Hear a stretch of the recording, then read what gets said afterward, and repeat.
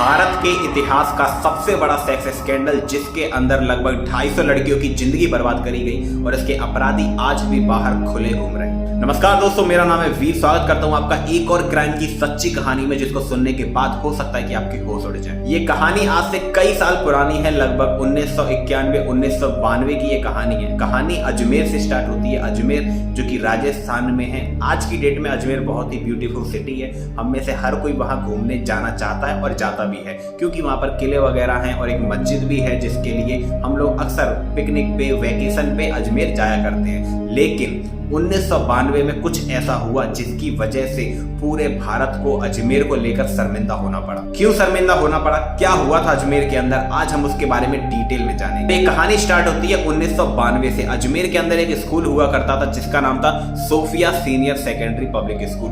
ये स्कूल पूरी तरीके से गर्ल्स स्कूल था, यानी कि इसके अंदर केवल और केवल लड़कियां ही पढ़ती थी। लड़कों का यहाँ पर कोई भी काम नहीं था। लड़के इस स्कूल में नहीं पढ़ा करते थे, तो ऑब्वियसली स्कूल की कुछ लड़कियां बाहर के लड़कों से कनेक्ट थी। एक लड़की जो कोई सिर्फ 8th क्लास में थी, वो बाहर के एक लड़के से कनेक्ट हो जाती है जिसका नाम था फारूक चिश्ती।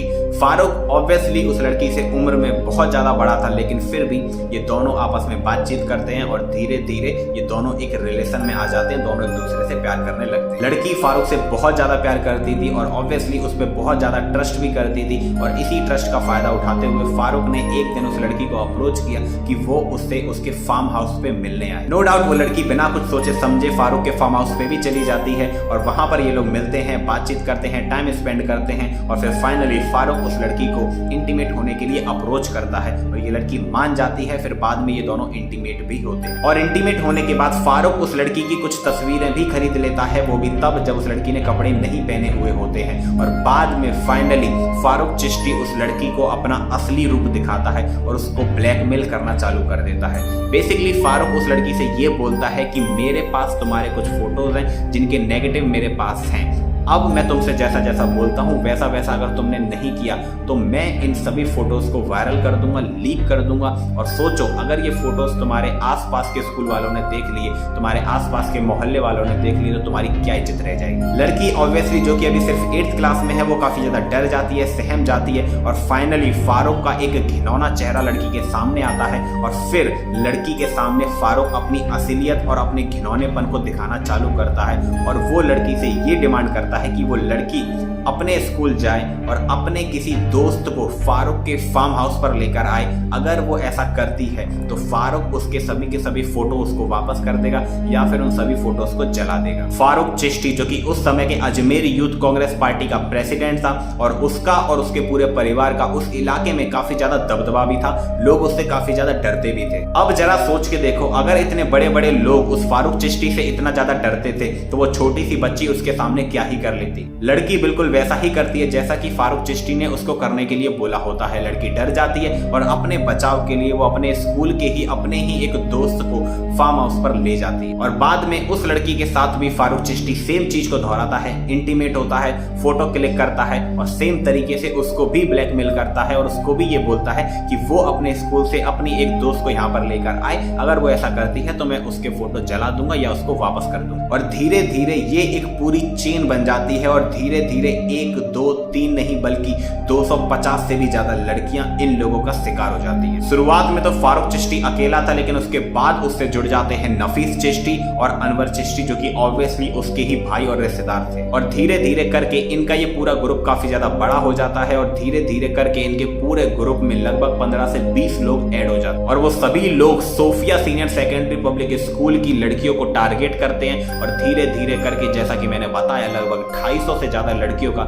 शोषण किया जाता है। अब जब इन 250 लड़कियों का शोषण होता है तो ऑब्वियसली कुछ लड़कियां इसको टॉलरेट कर लेती हैं, लेकिन कुछ लड़कियां इसको टॉलरेट नहीं कर पाती और धीरे धीरे Sophia senior secondary public school में सुसाइड के केस देखने को मिलने लगे। और उन्हीं 15-20 लोगों में से एक आदमी फोटोग्राफर की दुकान पर जाता है और उन नेगेटिव फोटोज के फोटो बनवाने की कोशिश करता है। लेकिन अब उस वक्त टाइम थोड़ा सा अलग था। आज की डेट में क्या है, आपने फोटो खींचा और आपके पास फोटो आ गया, लेकिन उस वक्त अगर आप फोटो क्लिक करवाते थे तो आपको उसका नेगेटिव मिलने में, यानी कि प्रॉपर एक पेपर पे फोटो मिलने में लगभग आपको 2 से 3 दिन तक का टाइम लग जाया करता था। तो उसी दौरान जिस फोटोग्राफर के पास वो आदमी जाता है, वो फोटोग्राफर उस फोटो को अपने दोस्त को दिखाता है और उसका दोस्त अपने दोस्त को दिखाता है, उसका दोस्त अपने दोस्त को दिखाता है, और इस तरीके से धीरे धीरे वो सारे के सारे फोटो आसपास के इलाके में सर्कुलेट होना चालू कर देते। यानी कि अभी तक ये चीज न्यूज में नहीं आई थी, लेकिन पूरे इलाके में ये फोटो वायरल होना चालू हो गए थे और हर किसी को,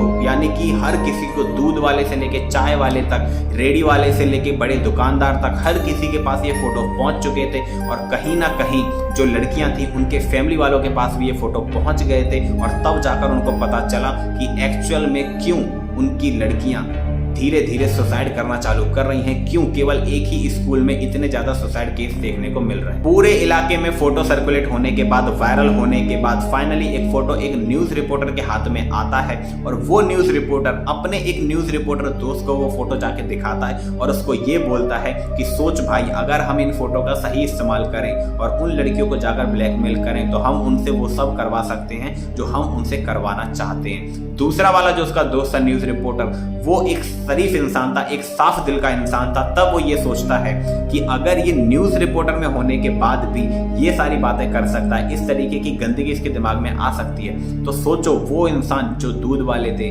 जो चाय वाले थे, जो रेडी वाले थे, जो दुकानदार थे, जिनके पास उन लड़कियों के फोटो गए होंगे, उन लोगों ने उन लड़कियों को किस हद तक ब्लैकमेल किया होगा, उनका किस हद तक इस्तेमाल किया होगा। और ये चीज सोचने के बाद वो न्यूज रिपोर्टर डिसाइड कर लेता है कि वो इसके खिलाफ एक्शन लेगा। और पहली बार 250 लड़कियों का शोषण होने के बाद एक इंसान फाइनली हिम्मत दिखाता है, करेज दिखाता है, इंसानियत दिखाता है और पहली बार अजमेर की जनता को न्यूज़पेपरों के थ्रू पता चलता है कि अजमेर के अंदर एक्चुअल में क्या चल रहा है। वो इंसान बिना डरे, बिना सहमे, बिना कुछ सोचे समझे न्यूज़पेपर में उन 8 लोगों के फोटो को बिना ब्लर किए छाप देता है जो लोग इस पूरे कांड के पीछे थे। और ये एक बहुत ही हिम्मत वाला काम था, मेरे हिसाब से ये एक बहुत बड़ी इंसानियत वाला काम था। क्योंकि जरा सोच के देखो, अगर ये बात उस वक्त न्यूज़पेपर में ना छपती तो वो 250 की जगह आज हो सकता है कि 2500 केसेस हमें देखने को मिलते। लेकिन कहते हैं ना कि कई बार सच बोलने की सजा मौत होती है। वो रिपोर्टर जिसने उन लोगों की काली करतूत न्यूज़पेपर में लाई थी, सबके सामने उनकी काली करतूत को दिखाया था, वो रिपोर्टर एक दिन रात में अपने स्कूटर से जा रहा होता है, तभी उसके पीछे एक गाड़ी लगी हुई होती है। वो समझ जाता है कि गाड़ी उसका बहुत देर से पीछा कर रही है और फाइनली एक जगह पे जाकर गाड़ी के जो पैसेंजर वाली सीट होती है उसका शीशा नीचे होता है, उसमें से एक हाथ बाहर आता है जिसमें बंदूक थी, बंदूक की गोली उसके ऊपर चलाई जाती है और वो गोली जाकर सीधा उस रिपोर्टर के राइट हिप पर लग जाती है। रिपोर्टर अपने आप की जान बचाने के लिए जैसे तैसे करके वहां से भागता है और नाले में कूद पड़ता है। जैसे ही उसकी ये हालत देखते हैं आसपास के लोग, वो आकर उसको घेर लेते हैं और वो सभी लोग वहां से भाग जाते हैं। बाद में उस रिपोर्टर को हॉस्पिटल में भर्ती करवा दिया जाता है और उसकी सुरक्षा के लिए एक पुलिस वाले को भी लगा दिया जाता है। लेकिन वो लोग जो गाड़ी में थे वो वापस उस हॉस्पिटल में आते हैं, उसके कमरे में घुस जाते हैं और उसको जान से मार देते हैं। लेकिन तब तक बहुत देर हो चुकी थी। उन लोगों की शकल के साथ उनकी काली करतूत न्यूज़पेपरों में छप चुकी थी। बहुत लोगों ने इसके खिलाफ आवाज उठाना भी चालू कर दिया था। लेकिन जैसा कि मैंने आपको स्टार्टिंग में बताया, फारूक चिश्ती अजमेर यूथ कांग्रेस पार्टी का प्रेसिडेंट था, उसका काफी ज्यादा दबदबा था। उससे और उसके फैमिली वालों से आसपास के लोग काफी ज्यादा डरा करते थे। इसीलिए 32 लड़कियां जो गवाही देने वाली थी कोर्ट के अंदर, वो सारी अपनी गवाही को वापस ले लेती हैं और केवल 2 लड़कियां ऐसी बचती हैं जो शुरू से लेके एंड तक अपने बयान पर डटी रहती हैं और जैसा कि जैसा उनके साथ होता है वो वैसा ही वैसा कोर्ट को बताती, जिसकी मदद से 1998 में यानी कि 1998 में कोर्ट अपना फैसला सुनाता है और ऑलमोस्ट सब लोगों को उम्र कैद की सजा दे देता है। 1992 में ये पूरा का पूरा सेक्स स्कैंडल सामने आ गया था, लेकिन फिर भी अपराधियों को सजा देने में हमारे कोर्ट ने 6 साल लगा दिए थे। लेकिन फिर लोगों ने सोचा कि चलो कोई बात नहीं, 6 साल लग गए, उन लोगों को सजा तो मिली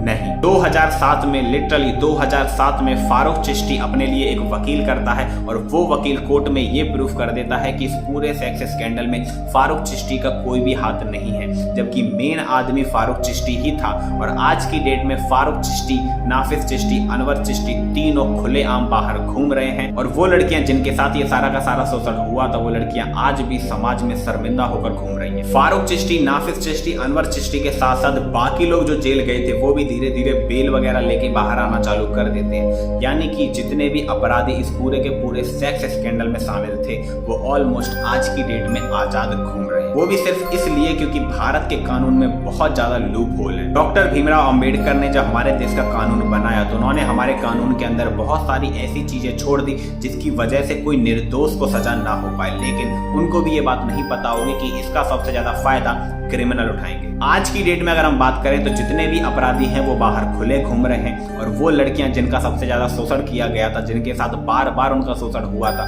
वो लड़कियां अपने इलाके में शर्मिंदगी की जिंदगी बिता रही हैं, क्योंकि कहीं ना कहीं लोग उनको काफी गंदी नजर से देखते हैं और उनको कहीं ना कहीं पता है कि ये वही Sophia senior secondary public school की लड़की है जिसके साथ उस सेक्स स्कैंडल के दौरान शोषण हुआ था। जब ये पूरा सेक्स स्कैंडल सामने आया और बाद में जब उन लड़कियों की शादी के लिए उनके फोटो कहीं पर भेजे जाते थे तो वो लड़के वाले सबसे पहले उन फोटोज को इधर उधर दिखाकर ये पता किया करते थे कि ये लड़की कहीं Sophia senior secondary public school की तो नहीं है। मतलब आप लोग सोच सकते हो कितना बड़ा ट्रॉमा उस समय उन अजमेर की लड़कियों ने झेला होगा। लेकिन उसके बाद भी आज भी उनको न्याय नहीं मिला और उनके अपराधी आज भी भारत में खुले घूम रहे हैं। खैर दोस्तों, ये थी हमारी आज की क्राइम की सच्ची कहानी। अगर आपको इसमें कुछ भी सीखने को मिला हो तो प्लीज वीडियो को लाइक कर देना और मेरे चैनल को जरूर सब्सक्राइब कर लेना। कमेंट बॉक्स में अगर आपके दिमाग में कोई कहानी है तो मुझे जरूर सजेस्ट करना, मैं उसके ऊपर भी वीडियो बना दूं। मिलता हूं आपसे अगली वीडियो में, तब तक के लिए स्टे सेफ, स्टे हेल्दी।